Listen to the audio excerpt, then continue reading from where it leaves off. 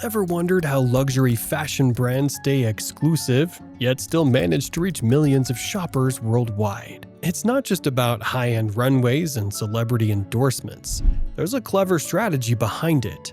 Big names like Armani, Versace, and Dolce & Gabbana have mastered the art of expanding their influence without losing their prestige.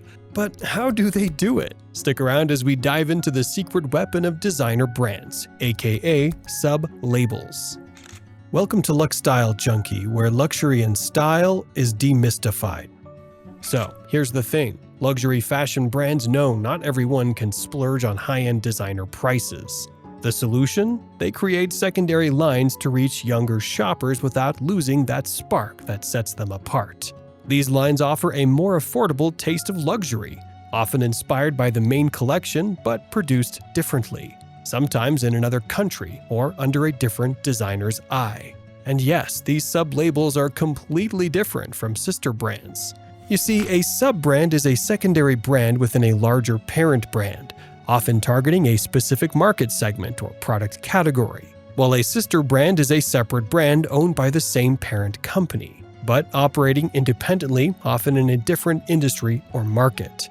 Beyond sub-labels, there's a new trend of luxury brands teaming up with mainstream stores to bring their style to a wider audience.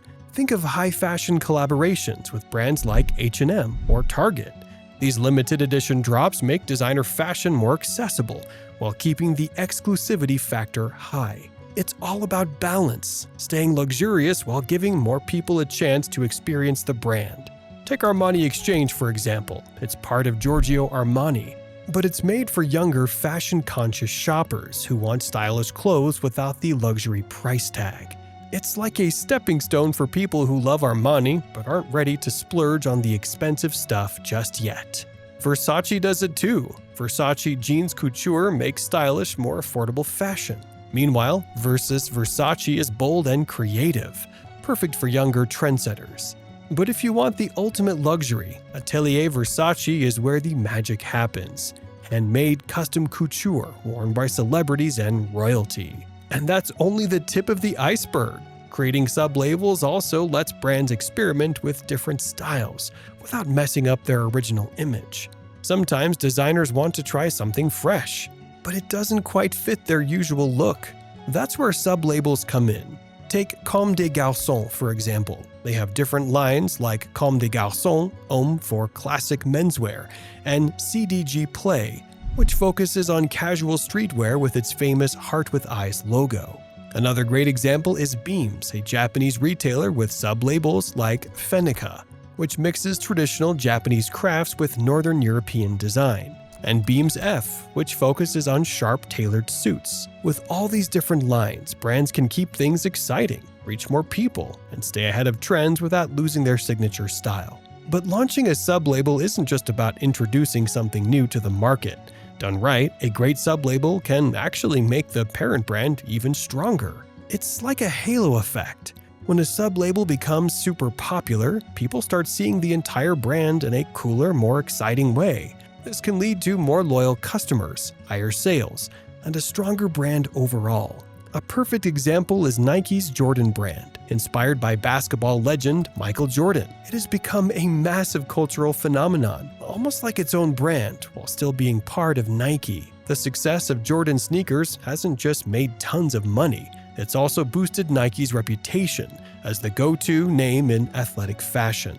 Sub-labels are also a great way for brands to test out new ideas before going all in. Instead of taking a huge risk under the main brand, they can experiment with a sub-label and see how people react. That's what Lululemon did when it launched Ivivva, a line for young girls' athletic wear. While it didn't last as a separate brand, it gave Lululemon valuable insight into what customers wanted. Later, they used what they learned to expand into men's apparel and other markets successfully. For designers, sub-labels also provide a creative playground. Sometimes a designer wants to try bold experimental ideas that might not fit under the main label. That's where sub-labels come in. Take Hugo Boss, for example. Their Boss line is classy business and casual wear. Hugo is edgier and trendier for younger shoppers, and Boss athleisure mixes style with comfort for an active lifestyle. Of course, launching a sub-label isn't always a walk in the park. It comes with its fair share of risks,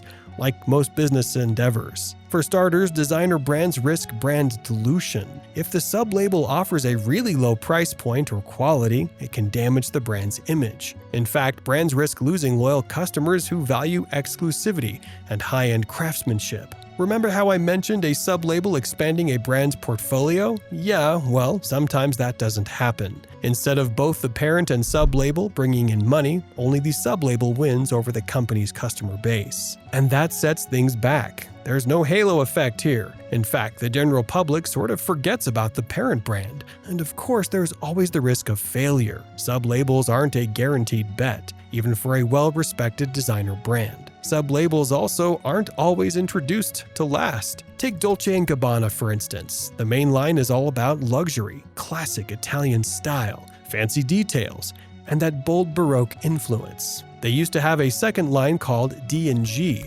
which was younger, trendier, and more affordable, but they eventually shut it down, merged it with the main brand, and shifted focus to Dolce & Gabbana Alta Moda, their ultra-exclusive couture line. However, at the end of the day, business is all about taking risks, and sub-labels offer enough pros for designer brands that it's hard to look the other way. By having different lines, brands can give everyone a taste of their style, whether you're all about high fashion or just want a cool outfit for everyday wear. It's a smart move that allows them to appeal to both high-end shoppers and those looking for more accessible fashion. Not to mention, sub-labels help luxury brands evolve, making fashion more versatile while keeping their signature style alive. And that's all for today's video. What do you think of designer brands making sub-labels? Make sure to let me know in the comments section. And if you're interested, check out the link in the description to buy exclusive items from some of the brands mentioned in the video. Also, don't forget to leave a like and subscribe to our channel. We'll see you in the next one.